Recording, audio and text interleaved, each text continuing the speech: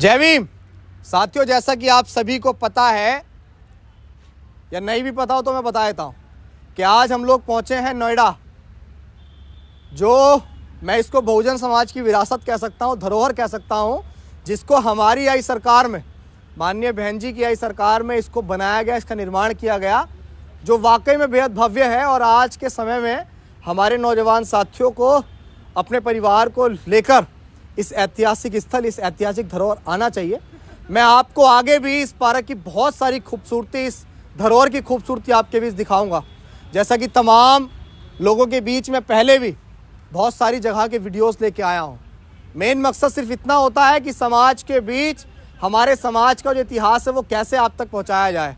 आप देखिए पीछे ये खंबे लगे हुए हैं, ये इस दलित प्रेरणा स्थल की पहचान है। पीछे महापुरुष लगे हुए हैं, जिन महापुरुषों का योगदान है बहुजन समाज की उन्नति में, जिन्होंने त्याग दिया, समर्पण के साथ बलिदान भी दिया, और उसके बाद आज SC, ST, OBC माइनॉरिटी के साथ सर्व समाज को जो तमाम अधिकार मिल पाए, जिसकी वजह से भारत के संविधान का निर्माण हो पाया। आप ये देखिए कितना भव्य पार्क बना हुआ है। मैं आगे जो दिखाने वाला हूँ ना, वो बहुत ऐतिहासिक है, क्योंकि जो महापुरुष किताबों से छुपाए गए, जो महापुरुष जिनके इतिहास को, इतिहास की किताबों से छुपाया गया, इतिहास के पन्नों में उनके इतिहास को कभी दर्ज नहीं किया गया, मैं अभी ऐसे महापुरुषों के बीच पहुंचूंगा। मैं चाहूँगा कि आप आगे आ जाएं, जल्दी जल्दी मैं आपको दिखाऊंगा वो तमाम महापुरुष यहाँ हैं, जिन महापुरुषों का योगदान है। मैं प्रयास करूँगा कि अगर मैं सभी महापुरुषों के बारे में आपको बता पाऊँ तो, क्योंकि मैं भी अभी सीख ही रहा हूँ, पूरे मूवमेंट की जानकारी नहीं है।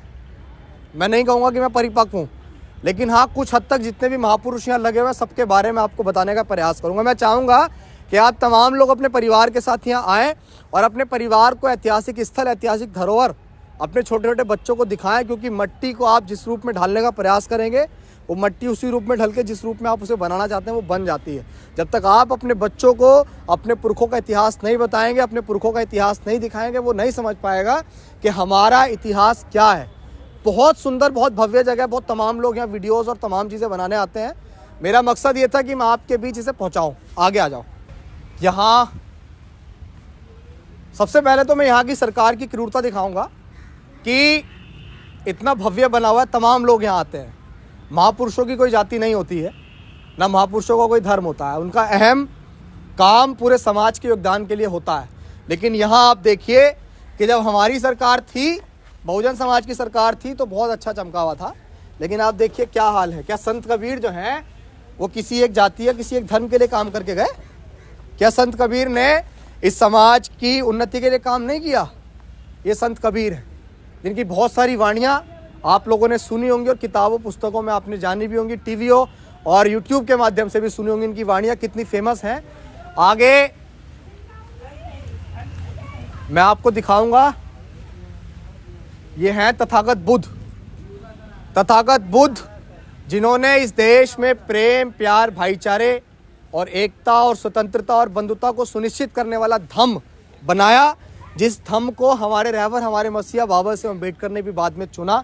आप देखिए यहाँ कोई पोस्टर बैनर नहीं है, और जहाँ सफाई का भी कोई ऐसे पुख्ता इंतजामात नहीं है जो सरकार कर रही हो। मैं चाहूँगा आप ठीक तरीके से दिखाएं। आगे और भी महापुरुष ऐसे ही मैं आपको दिखाऊंगा। बहुत सारे लोग इन महापुरुष को नहीं जानते होंगे, लेकिन मैं बताऊंगा। आप बहुत सारे लोग जो है राष्ट्रपिता के नाम से किस शख्स को जानते हैं, लेकिन असल मायने में राष्ट्रपिता की भूमिका किसको जाती है, वो ये शख्स हैं जिनका नाम है ज्योतिराव फूले, जिन्होंने इस देश में शिक्षा के लिए काम किया, जिनकी धर्मपत्नी सावित्रीबाई फूले थी। इन्होंने सावित्रीबाई फूले को पढ़ा के देश की प्रथम महिला शिक्षिका बनाया।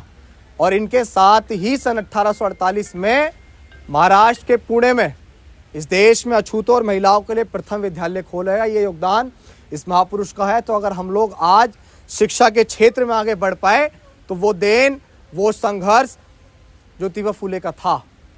जब सावित्रीबाई फूले पढ़ाने जाया करती थी, इनकी पत्नी, जो इनका आगे फोटो आएगा, जब वो पढ़ाने जाया करती थी तो लोग उन पर पत्थर मारते थे, गोबर फेंकते थे और कहते थे कि आपने इस क्रूरता को करने का काम क्यों किया, कि जिस समाज में महिलाओं को पशुओं से बदतर माना जाता, तुम उन्हें शिक्षित करने का काम कर रहे हो। ये बदलाव इन्होंने किए।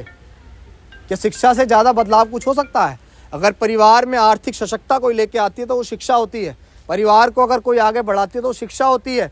पुरखों की गरीबी को अगर कोई मिटाती है तो वो शिक्षा होती है। तो जिस व्यक्ति ने शिक्षा के लिए काम किया वो शख्स ही इस देश में राष्ट्रपिता का दर्जा पा सकता है, और लोग नहीं, जिन्होंने इस देश को बांटने का काम किया। मैं आगे और महापुरुषों को आपको दिखाऊंगा। आगे जो महापुरुष मैं आपको दिखाना चाहता हूं वो ये कहते थे कि अपनी बीवी को अच्छे कपड़े कम पहनाओ या अपने बच्चों को अच्छा खाने के लिए ना भी दे पाओ घर में, लेकिन उनको बेहतर से बेहतर शिक्षा जरूर दो। आप अच्छे कपड़े पहनने में अपने पैसों को व्यर्थ मत करो, अच्छा खाने में अपने पैसों को व्यर्थ मत करो, लेकिन अपने बच्चों को पढ़ाने के लिए अच्छे से अच्छी शिक्षा देने के लिए पैसा खर्च करो, जिनका नाम है संत गाडगे जी महाराज। मैं चाहूँगा बहुजन समाज के लोग, हमारा जो यूथ है वो एम्पावर होने के लिए ऐसे महापुरुषों को पढ़े। संत गाडगे जी महाराज की जीवनी को आप पढ़ें, आपको बहुत कुछ सीखने को मिलेगा। आगे अगले जो महापुरुष हैं वो ओबीसी कम्युनिटी से आते हैं बेसिकली, लेकिन इनका भी जो इतिहास है, जिनको मैं नाम बताऊंगा, पहले बहुत सारे लोग गेस भी कर सकते हैं आप इनका नाम क्या हो सकता है। आप एक बार दिखा दीजिए, मैं इनका इतिहास आपको बताता हूं। ये कोल्हापुर के राजा हैं, जिनको आप और हम और तमाम लोग शाहू जी महाराज के नाम से जानते हैं। हम छत्रपति शाहू जी महाराज, जिन्होंने अपने राज्य कोल्हापुर में दलितों के लिए सबसे पहले आरक्षण लागू किया था। अगर इस देश में आरक्षण का जनक किसी को कहा जाता है तो वो शाहू जी महाराज को कहा जाता है।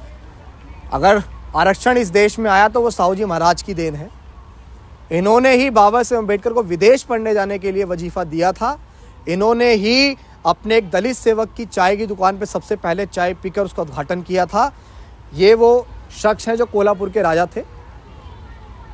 अगला, इनका भी जब ये अपना राजा बने थे तो इनका भी राज्याभिषेक जो है एक पंडित के द्वारा नहीं किया गया था, क्योंकि ये भी ओबीसी कम्युनिटी, लेकिन असल मायने में ओबीसी कम्युनिटी सोई हुई है, उनको नहीं पता है। और ये मूवमेंट शुरुआत किया हुआ ही उनका है, ये मूवमेंट शुरुआत किया हुआ ही उनका है। अगले महापुरुष के बारे में आपको बताता हूं।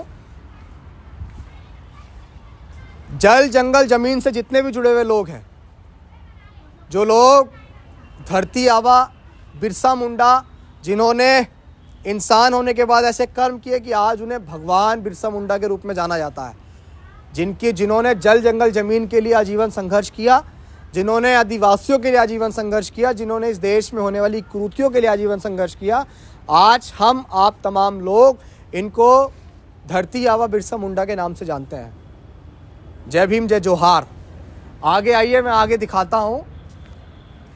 आगे वो महिला जिसने बहुत संघर्ष करके मान्यवर काशीराम साहब के साथ साइकिल से यात्रा करके उत्तर प्रदेश की 4 बार मुख्यमंत्री बनी, और एक ऐसे समाज से आके कि जिस समाज को कभी कोई पूछता भी नहीं था, जिनको कभी पढ़ने का अधिकार भी नहीं था, जिनको कभी अच्छा पानी पीने का अधिकार भी नहीं था, उस समाज से आने वाली महिला उत्तर प्रदेश भारत के सबसे बड़े सूबे की 4 बार मुख्यमंत्री बनी, जिन्होंने नोएडा के अंदर और लखनऊ के अंदर ऐसे पार्क को बना के ऐतिहासिक धरोहर, ऐतिहासिक विरासत बनाई।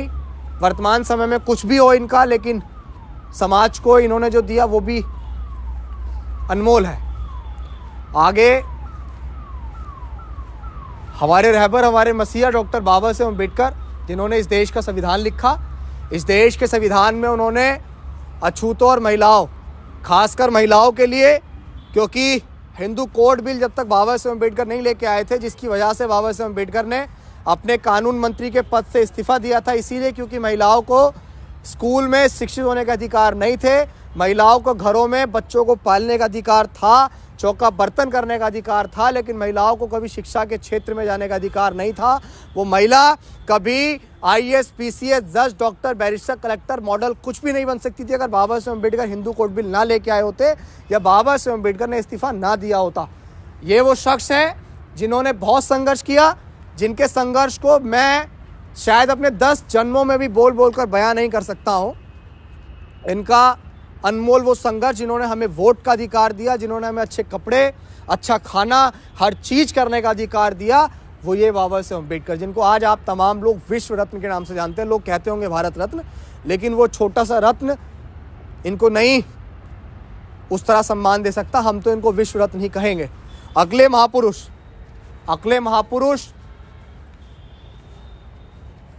बाबा साहेब अम्बेडकर ने वोट का अधिकार दिया, लेकिन उस वोट की ताकत, उस वोट से कैसे राजा बना जाता है, उस वोट की ताकत हमें माननीय काशीराम साहब ने बताई।